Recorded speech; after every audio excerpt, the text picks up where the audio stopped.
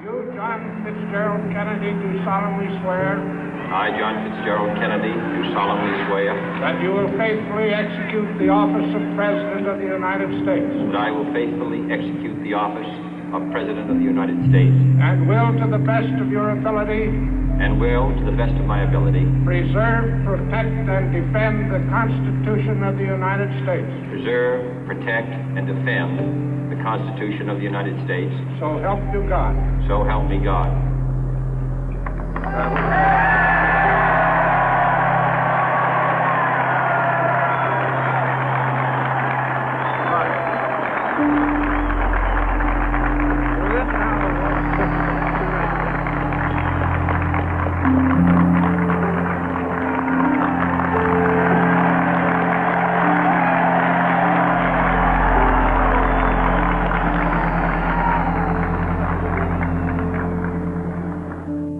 Vice President Johnson, Mr. Speaker, Mr. Chief Justice, President Eisenhower, Vice President Nixon, President Truman, Reverend clergy, fellow citizens. We observe today not a victory of party, but a celebration of freedom, symbolizing an end as well as a beginning, signifying renewal as well as change. For I have sworn before you and Almighty God the same solemn oath our forebears prescribed nearly a century and 3/4 ago. The world is very different now, for man holds in his mortal hands the power to abolish all forms of human poverty and all forms of human life. And yet the same revolutionary beliefs for which our forebears fought are still at issue around the globe. The belief that the rights of man come not from the generosity of the state, but from the hand of God. We dare not forget today that we are the heirs of that first revolution. Let the word go forth from this time and place to friend and foe alike that the torch has been passed to a new generation of Americans born in this century, tempered by war, disciplined by a hard and bitter peace, proud of our ancient heritage, and unwilling to witness or permit the slow undoing of those human rights to which this nation has always been committed and to which we are committed today at home and around the world.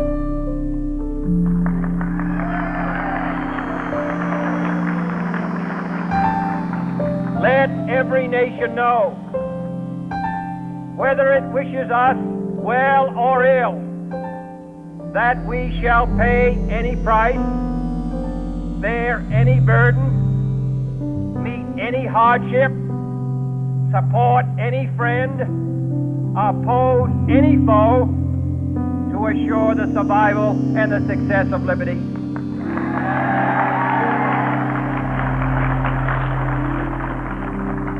This much we pledge and more. To those old allies whose cultural and spiritual origins we share, we pledge the loyalty of faithful friends. United, there is little we cannot do in a host of cooperative ventures.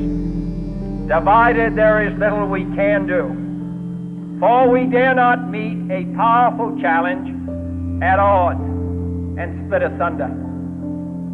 To those new states whom we welcome to the ranks of the free, we pledge our word that one form of colonial control shall not have passed away, merely to be replaced by a far more iron tyranny.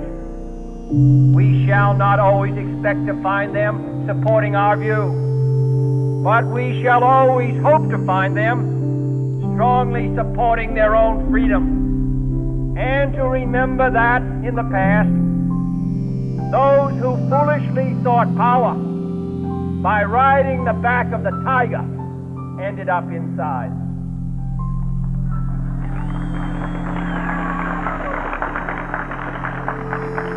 To those people in the huts and villages of half the globe, struggling to break the bonds of mass misery, we pledge our best efforts to help them help themselves for whatever period is required, not because the communists may be doing it, not because we seek their votes, but because it is right.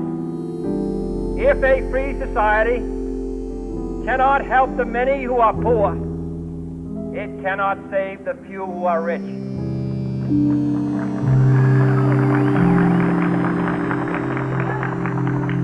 To our sister republics south of our border, we offer a special pledge to convert our good words into good deeds, in a new alliance for progress, to assist free men and free governments in casting off the chains of poverty. But this peaceful revolution of hope cannot become the prey of hostile powers. Let all our neighbors know that we shall join with them to oppose aggression or subversion anywhere in the Americas. And let every other power know that this hemisphere intends to remain the master of its own house.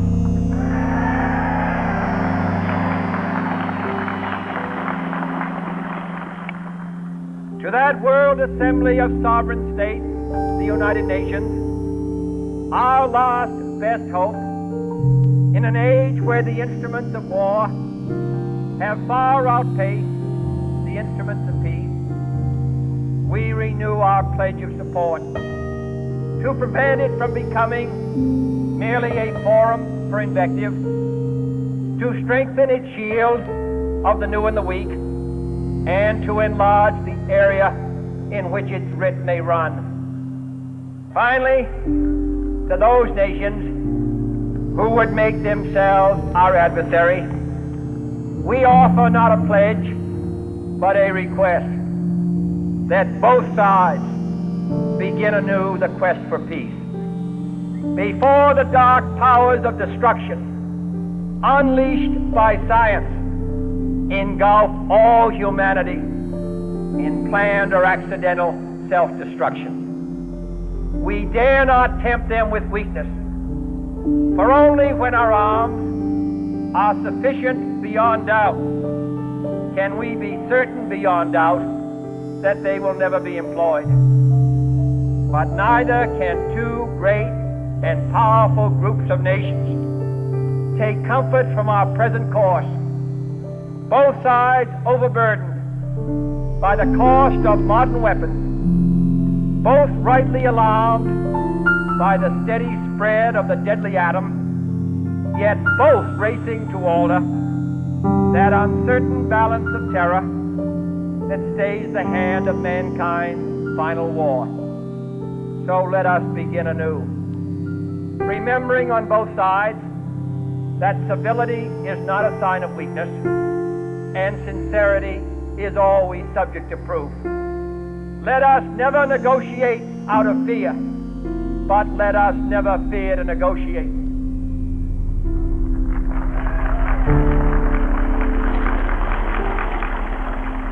Let both sides explore what problems unite us, instead of belaboring those problems which divide us. Let both sides, for the first time, formulate serious and precise proposals for the inspection and control of arms, and bring the absolute power to destroy other nations under the absolute control of all nations.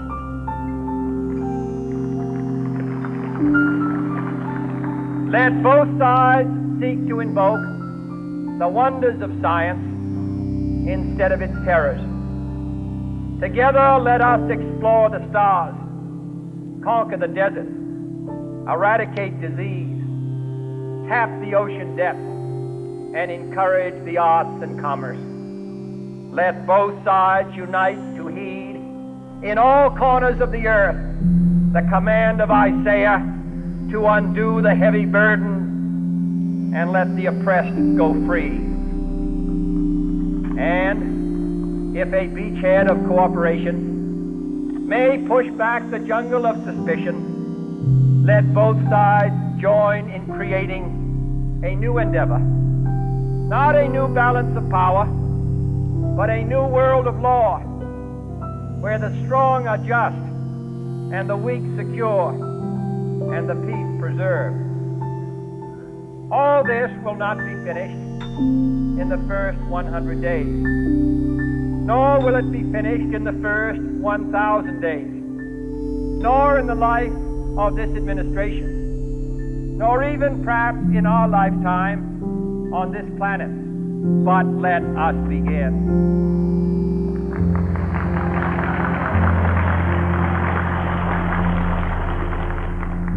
In your hands, my fellow citizens, more than mine, will rest the final success or failure of our course. Since this country was founded, each generation of Americans has been summoned to give testimony to its national loyalty. The graves of young Americans who answered the call to service surround the globe.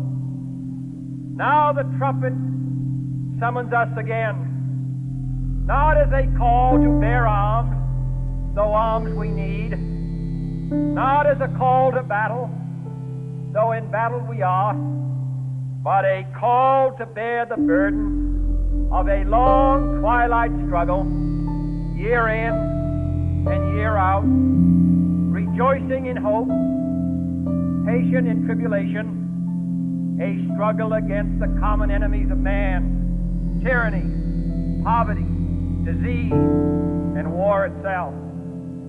Can we forge against these enemies a grand and global alliance,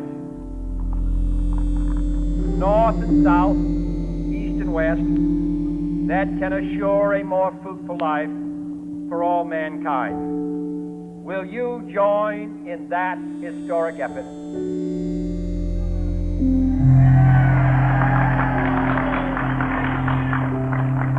In the long history of the world, only a few generations have been granted the role of defending freedom in its hour of maximum danger.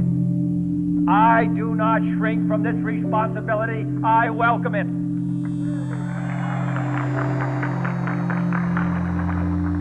I do not believe that any of us would exchange places with any other people or any other generation.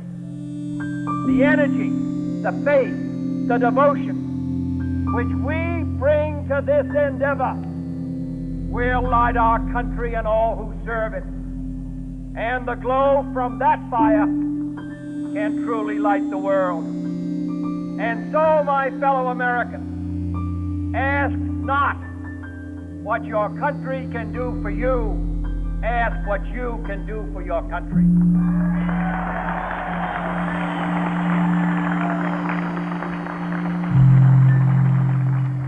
My fellow citizens of the world, ask not what America will do for you, but what together we can do for the freedom of man.